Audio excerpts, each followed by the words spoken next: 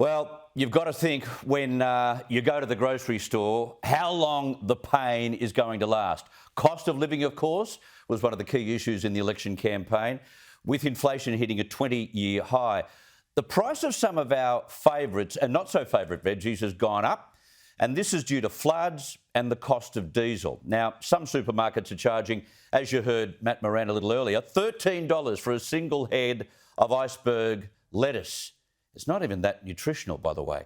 And it's forcing some fast food giants, including KFC and Taco Bell, to mix in cabbage with their lettuce. That won't satisfy me.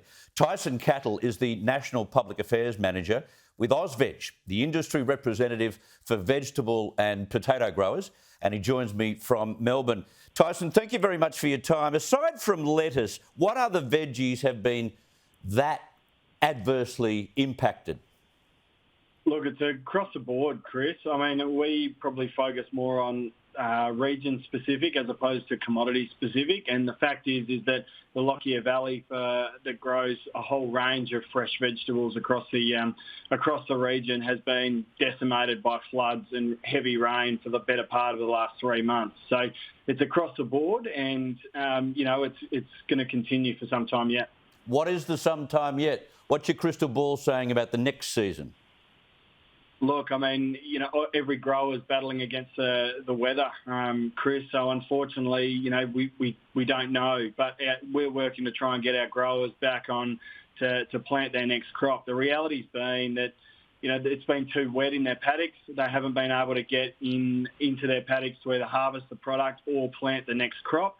The reality is for fresh vegetables, we've been able to, essentially it's a 12 to 16 week, a 3 to 4 months period for a full vegetable to mature.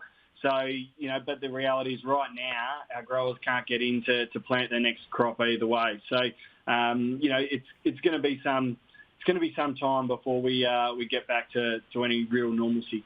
But I think it's fair to say that if you wanted to steer clear of being smashed at the grocery store or the supermarket, there are other ways to behave in terms of your buying purchases. For instance, snap frozen veggies. According to the nutritionist, they're as nutritional as any that you can get out of the ground. And secondly, there are markets in just about every capital city and town that you can take advantage of. Look, there are. I mean, we would be encouraging our consumers to support our growers where they can. There's no doubt our growers have been doing it tough. There's been a lack of supply in the market. They're going through a tough period as well. But, leaving it on the shelf and not purchased is probably the worst thing that we can do. So, while it is a hard time in terms of cost of living pressures for our consumers, we're hoping that, they can hang in there with us and actually continue to support us. And you do that by buying fresh produce off the supermarket shelves or through the wholesale markets. Unfortunately, the reality is the majority of our frozen product is imported product. There's obviously challenges with that at the moment for our major retailers, given that there's various shipping issues still that exist. However, if consumers and listeners and viewers out there at the moment, Chris, want to support our Australian growers, then continue to buy fresh produce.